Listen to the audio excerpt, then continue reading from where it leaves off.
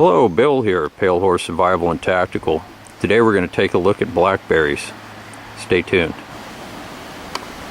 Hello, welcome back.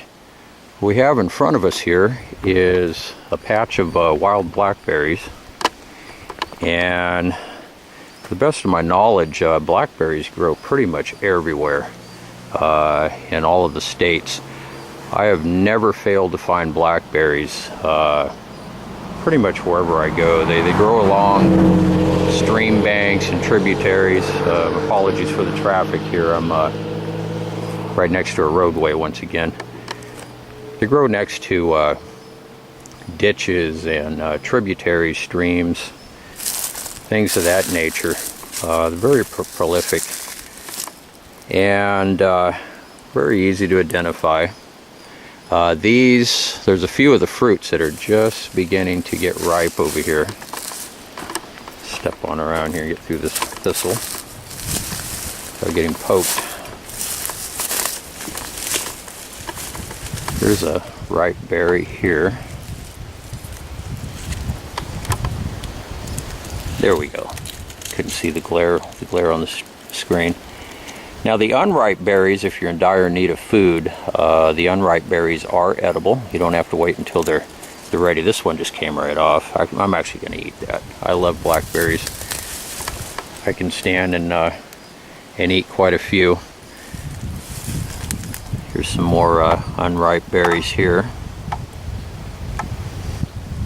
And if you're not aware of it, blackberries are very thorny on the canes. So if you've never, I'm already hung up here. If you've never dealt with blackberries before, be very, very mindful of the thorns. Very thorny stems.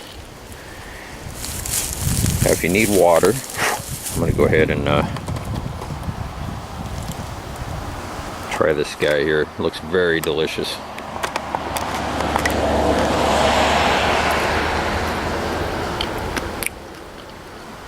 God, that's good. Really tasty. If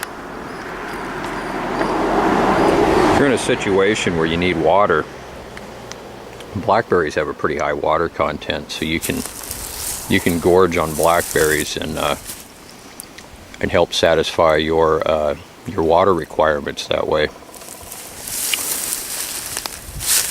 If you're in dire need of the food, the unripened berries are edible. They may be a little sour, but you can eat them. Lots of vitamins. Spotted another one over here. They're just starting to ripen here.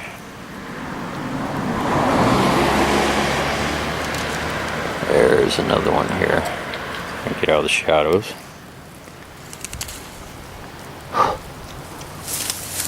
Now the very young canes, that one's a little sour. The very young canes, before they get older and woody, make great cordage. You want to get the very young ones. The older ones get woody and they don't make very good cordage. And I'm going to make a video on processing, harvesting the canes, processing, and reverse wrapping some primitive cordage. And I'll be doing that here over the next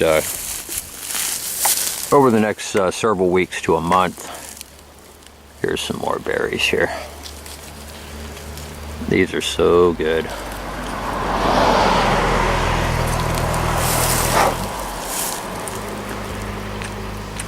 These young canes also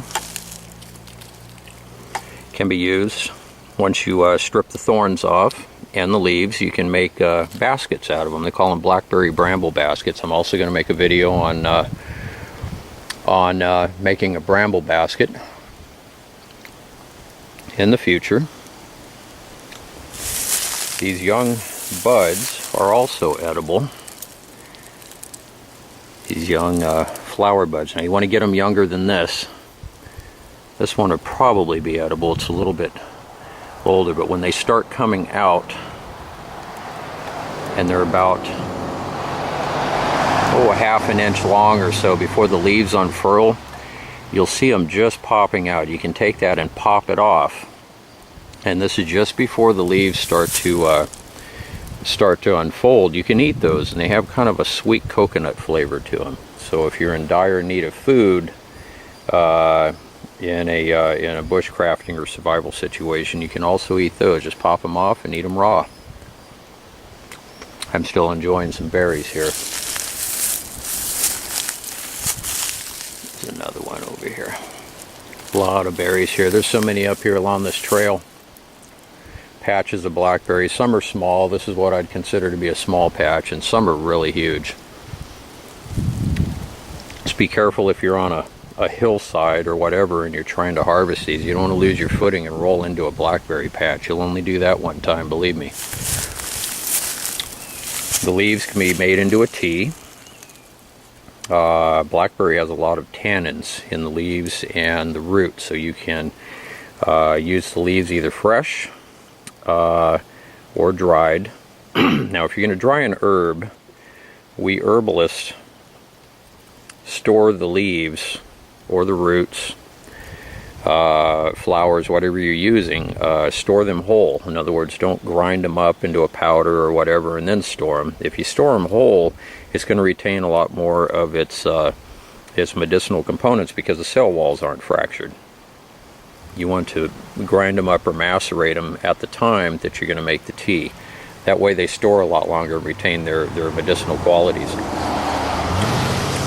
The tea from the leaves contains a lot of tannins. It's an astringent.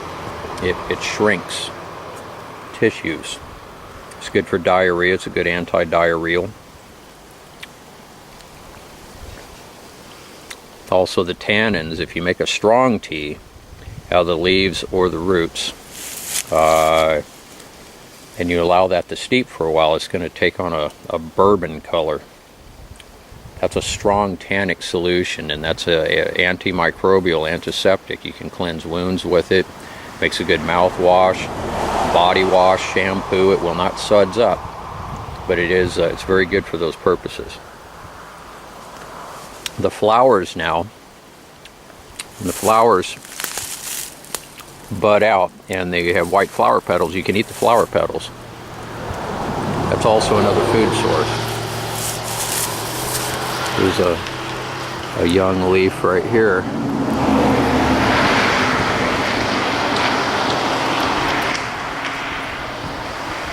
And that little bit of foliage, you'd want to bypass the thorns. There's thorns right at the base there, and you don't want to eat those.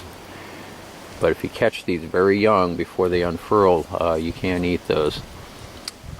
Springtime is when you'll have a whole bunch of the leaves, the little buds. I mean, you can literally just go around and pick handfuls. It's a little later in the season, so the leaves have already, most of them have already budded out. You can also make a poultice out of the dried root, powderize it, or the leaves, grind them up, put them into a clean cloth or a piece of gauze, and you can place that over a wound, and having the tannic qualities, the high tannic acid qualities, it'll help keep the wound from getting infected. Good mouthwash for any issues in your mouth, toothaches, canker sores, or just a antiseptic mouthwash in the wilderness.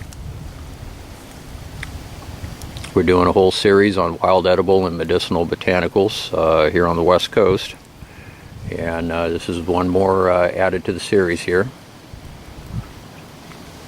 We appreciate your support and your viewership, and please like, subscribe, and share. And stay tuned for many more videos. I've got a lot of primitive fire videos coming up, gear reviews, more wild edible identification videos, primitive cordage, basket making, as time permits.